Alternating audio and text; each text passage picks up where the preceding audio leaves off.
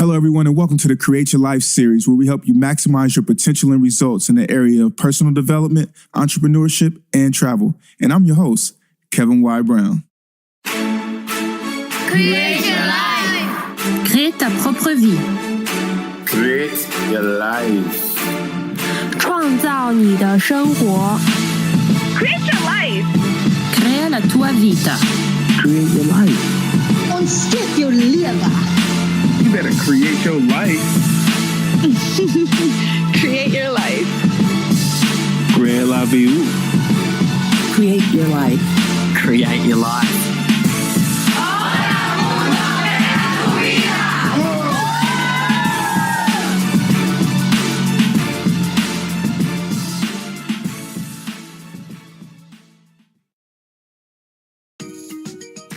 Create Your Life family, thanks for tuning into this episode. Before we get started, I wanted to share some exciting information from our sponsor. We only pick people and companies that we think are awesome to bring onto the show, so please support them. As a podcaster, I've spent hours and hours editing, doing show graphics, and much more, and I finally got fed up with losing all of my free time to post-production activities. So I decided to do something about it. And if you are a fellow busy podcaster who would like to just record and have someone else do the dirty work of graphic creation, tagging and uploading your show to your server, and in-depth SEO generating show notes, go to podcastlaundry.com or call 347-871-8273 to schedule your consultation. That's podcastlaundry.com or 347-871-8273.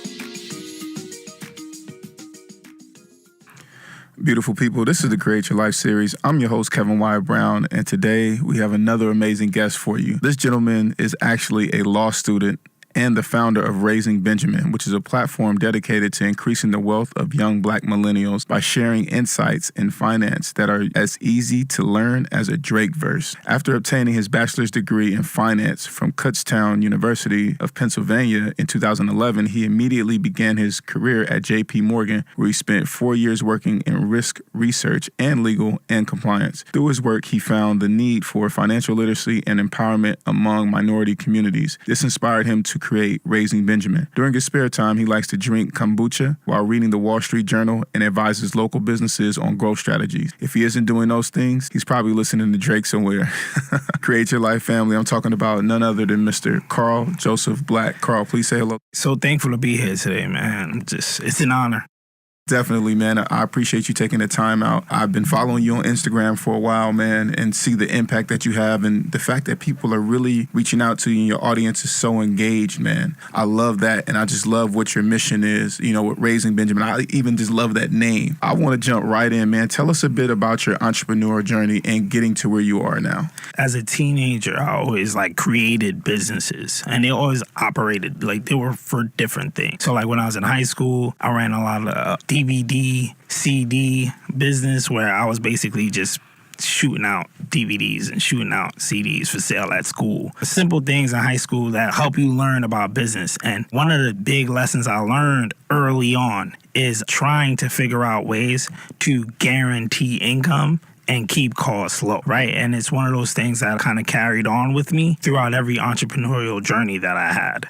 One of the most important things that I continue to share, at least from my experience, is using different spaces to learn more about business. When I went to college, I learned about finance, then I reapplied that to entrepreneurship. When I worked on Wall Street, I learned about finance, I learned about business, but then I reapplied that to my personal life and what personal businesses look like for me. Everything is a learning experience that I try my best to reapply. How did your inspiration for wealth creation come about? It started really early. When I was about 10 years old, my dad had me read the Wall Street Journal. He always told me hey, these are how businesses grow. This is how our economy works. And that was my first exposure to wealth creation because he told me the fastest way to build wealth is to invest. The second fastest is to work. That never made sense to me. Of course, over time, I kind of learned that. So that was my first introduction into wealth creation. Of course, over time, like I really, really fell in love with it. And I made my first investment around 14 years old, McDonald's. And I actually made more money investing in McDonald's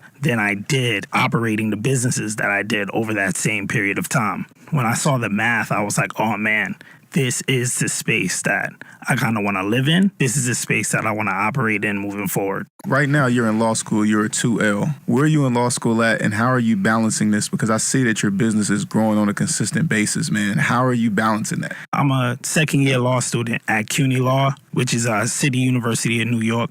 I'm trying my best to balance it. My first year, I was really successful in balancing and growing the business, as well as performing well in school. But this year, of course, it just started, and I'm realizing it's a little more difficult, of course, when you're growing a business and you've grown it over the last year or so. At the same time, now you're getting like a real lawyer work, especially in the realm that you really want to study. I'm using systems this semester to send me notifications and remind me that certain things are due or will be due in X amount of time. I'm a big systems-based person, and I haven't used systems for law school yet. So I'm still starting to get used to it, but I'm using project management systems for my educational stuff, which is really interesting, right? Because usually you use project management tools for work, but to do it for yourself and to manage not only your business, but to also manage your education, it sounds really weird. I'll let you know, of course, moving forward, how that works out. Speaking of, man, you're talking about systems. You built a financial chatbot. Tell us about that, what it took to make it, and how that's actually revolutionizing your business. In June, I built a financial chatbot called Benjamin.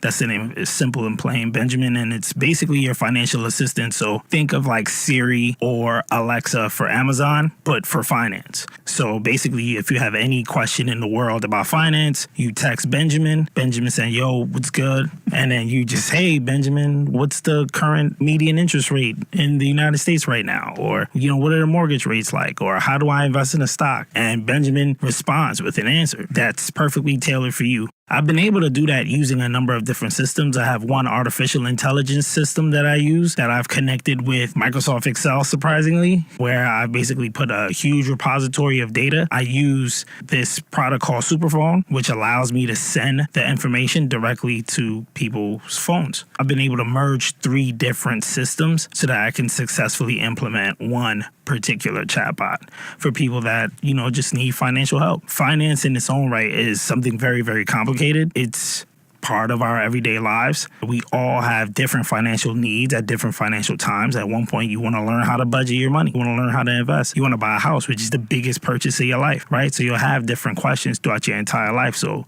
why not have a financial assistant? So for you and growing your business, growing your social media following, et cetera, what have been some of the keys to your growth besides consistency? Some of the keys, besides consistency, I would say is brevity. It's really important to say what you need to say, either a short amount of time or in a short amount of space. Because the thing is, time is essential when running a business, especially when you're running a business and you're a full-time student. Brevity has been one really important thing. Another thing, other than consistency, and I guess I mentioned this before, but it's using systems, because systems, what they do is they keep you organized, right? And of course, systems don't necessarily have to be technology-based systems. Sometimes systems are just ways that you do things, right? A system is, I wake up in the morning, I do this. By 12 o'clock, I got to be doing this. By 6 o'clock, I got to be doing this. Or if you have an assistant, a digital assistant or a virtual assistant or an actual person, integrating that into your ordinary life is operating a system. Brevity, systems, and time management. Time management is enormous. It's one of those things where I really wasn't great at that. I'm very huge in just diving into work. The work I do is predominantly research-based. Financial information, I'm looking up stocks, I'm looking up how the economy affects a certain stock. It's so easy to just fall into research and never get out. It's kind of like falling in a Wikipedia hole. Time management allows you to tackle so many different things when you kind of set a limit to how much time you're going to spend on a particular thing. So time management, brevity, and system organization. In addition to being in law school and having your own company, you are also in a relationship, man. How do you balance that and make sure that things are running smoothly at home? One of the most important things in life is finding a partner that fully understands what you're doing and fully supports what you're doing. When you have that, it makes things much easier. Another thing that really makes things easier is communication. You know what I mean? And it sounds cliche, but when I tell my girlfriend, yo, baby girl, the next 3 days is text only. She's like, I get it. It's text only. So I'm going to only text you. When you share that information, when you communicate that, and you're with someone who already understands and supports what you're doing, it makes things so much easier. And then I find that sometimes those are the things that kind of ruin relationships in times like when you're busy. It's either there's a communication issue where you're not speaking to your partner, or you haven't communicated with your partner that this is what you're doing with your life and that you need their support. Whether it's active support of, hey, baby, I need you to back me up on this or help me do this, or just passive support like, baby, I need you to not hit me up. We kind of confuse support sometimes with the whole, you got to be helping me do something. But sometimes support is just, you got to not talk to me and let me just live in this hole that I'm in so that I could continue to create. What has been the biggest personal challenge that you have needed to overcome in order to be who you are today? So my biggest personal challenge is discipline, 100%. I grew up from West Indian parents. My parents came from Haiti, so discipline was already ingrained in me. But one of the things that we continue to confuse is discipline and good habits. What happens is we are disciplined growing up, so those things that we were disciplined for end up being good habits, and we confuse those good habits as discipline when they're just habits. Well, a good habit that I have that I developed over through discipline is making my bed every morning. When I was a kid, my mom used to tell me make my bed. And then when I moved out for the first time, I ain't make my bed for like a year. So I had to retrain myself to make my bed. I was making my bed, and it's something that I can't do without in the morning. Like, it's the first thing I do. You confuse that sometimes as I'm disciplined. I make my bed every morning, but it's just like it's innate now. So really the practice of discipline is doing something you don't want to do consistently. For example, one of the challenges that I had is waking up really early in the morning. And when I say early, everybody has a different definition of early, right? Some folks are like 8 a.m. is crazy early. Some folks are like 7 a.m. is crazy early. So like for me, my entire career, I've always lived very close to my job. When I was on Wall Street, I lived 15 minutes from work. So I didn't have to wake up as early as other people. So I developed a bad habit of not getting up. Over the last few years, I've been like pushing back the clock 30 minutes. And like when I get up, I'm like, I don't want to get up. Like, you know what I mean? And I try to cheat the getting up situation as like, if I get up and I'm checking emails in my bed, I'm up technically. But no, I'm not. That's where discipline comes in. Clearly, you're trying to cheat the system. You need to do better, so do better. So that's my biggest challenge. And I realized that like using discipline actually increases your life exponentially, specifically in a small period of time. Like if you're like, oh, I'm going to do this particular thing every day, no matter what. Like I'm going to work out 1 hour a day, every day, right. 2 months, your body looking crazy good because you're staying because you're being disciplined. Like the results are there. You just got to be disciplined. Okay, cool. Who has been your biggest champion on your path to becoming who you are today? My mom specifically, she's been so supportive my entire life. It baffles me still. She's been able to kind of see what I've been doing, and she's never doubted me once, even when I've doubted myself. When I didn't have the confidence in certain things, like she would be the person to be like, nah, I believe you could do it. Especially with building the chatbot itself. She kind of was behind me, like, do it. The people need it, so do it. And let me ask you this, in that, how did you deal with negative feedback as you were rising and as you've been doing, Raising Benjamin and building a chat box? What did you think when you first saw it? Or, was it public? Was it not? And how did you handle it?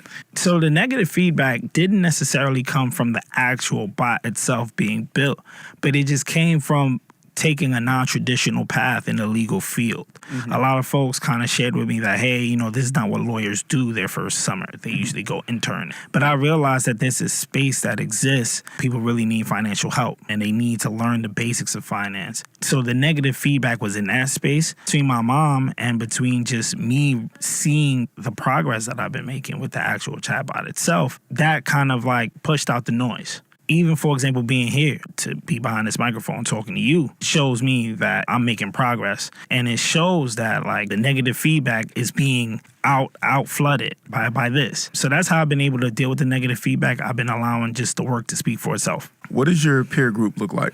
Everybody's doing something awesome. Like I have a friend of mine, his name is Michael Tong. He's a senior marketing manager at Brooklyn Museum. My girlfriend, Tracy G, is the co-host of Sway in the Morning. My cousin is a top advertiser, like a top designer at a top 5, top 2 and not to advertising firm. So many of my friends, so many of my colleagues are doing great things. That actually keeps me going. That's the thing that makes me wake up and say, yo, these guys are doing great things. And, they're faced with adversity all the time. So I need to keep going and do my thing as well. Also, I lean on them. They know what it's like to go through tough times.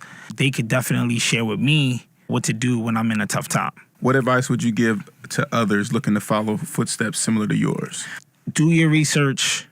Do your research. Do your research. The more you read, the more you research, the more confident you'll get in your decision making. Sometimes you'll have an idea that the entire world is against, and that's because you see something they don't. You've been able to do the amount of research to be confident in yourself and in your decision. One of the great examples is recently with Tesla. I sold my Tesla stock in July and people thought I was nuts. There were just some fundamental things that I saw in Tesla. It's not that Tesla's not a bad company. I just felt like it was overvalued based on where it was in its current process. It's a phenomenal company. It's just, if it's overvalued, it's overvalued. Ever since then, you know what I mean? Like, we know how Tesla's been doing lately. And I was able to get out 3 to 4 weeks before that, way up. And that's because I pushed against what other people thought was great. And this is based on my research. This is based on me looking at the model of the company and where it is at in comparison to other companies and saying,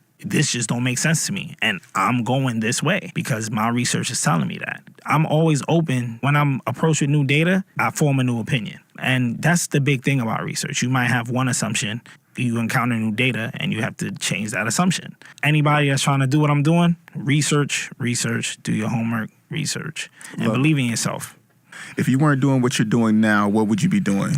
I don't know, because I would do this for free. Like, I would do it for free. Mm-hmm. You know what I mean? Like, and I was doing it for free for a long time. I was just like, hey, I'm just sharing financial information with people because that's what I do. That's what I love. Like, I would do it if I never got paid for it. But if I wasn't doing this, I'd probably be like a doctor or something. I'd probably be like a surgeon. My parents wanted me to be a neurosurgeon. So I'd probably be doing that maybe. Look at you, Create Your Life family. Man, he's pushing back, man. He's being bold and he's making decisions for his own life. Wow, Create Your Life family. I hope that you are really enjoying this episode.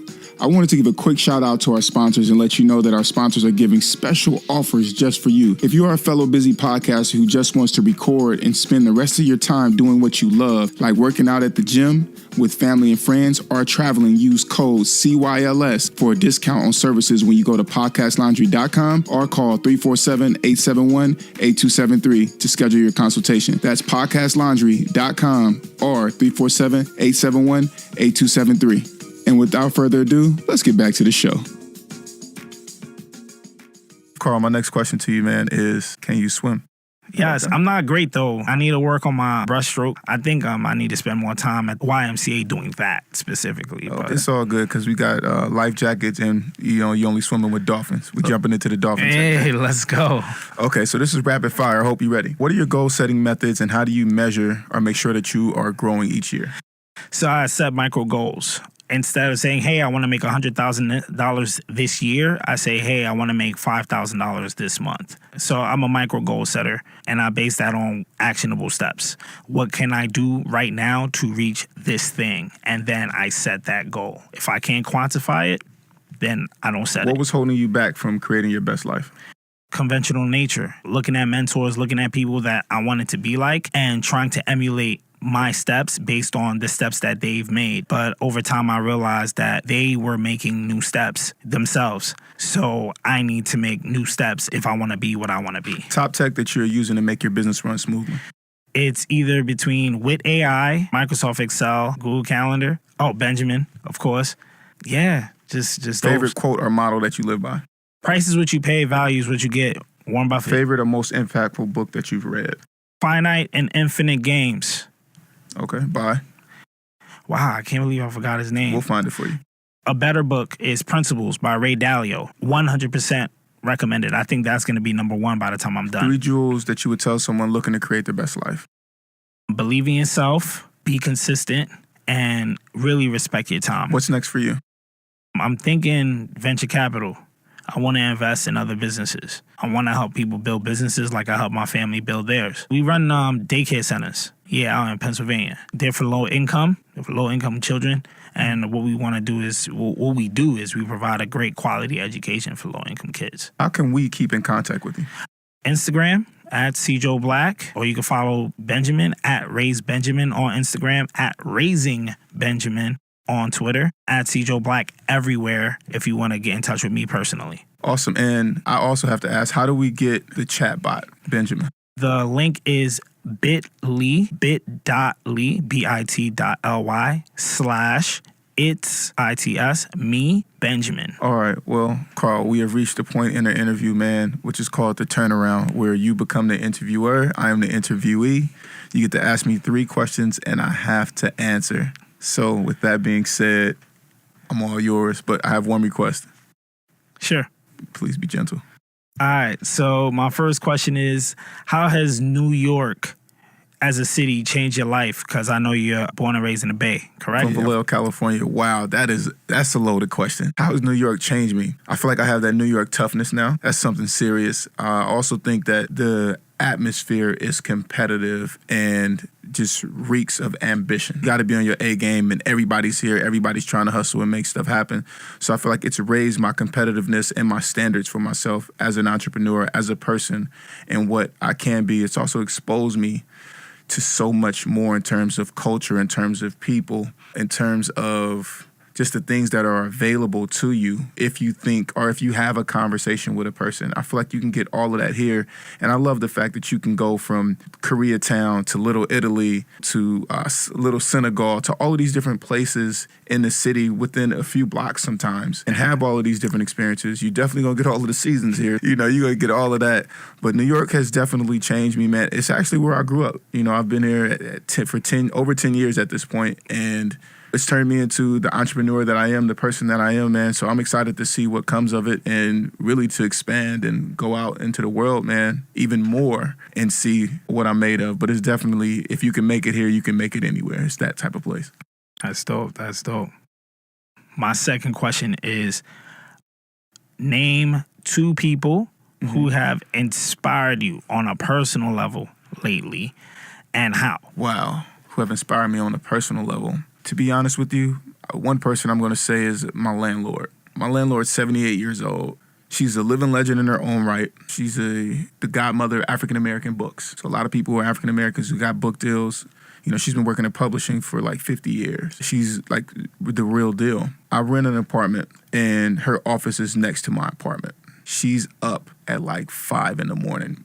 exercising, you know what I mean, on her bike. You know what I mean? And then she's in there working. She's down there by like 6 o'clock. It's insane. She's working, falling asleep working. But she's dedicated, man. And I work hard, bro, but I feel like sometimes she puts me to shame. This inspiration is just that you're never too old, and don't you ever stop the fight, because it's bigger than you. And to witness greatness. And this is someone who has all of the accomplishments nationally and world renowned, and has a plethora of friends who are like top echelon, but does not stop, and is kind and is loving, just cares about the next generation to come.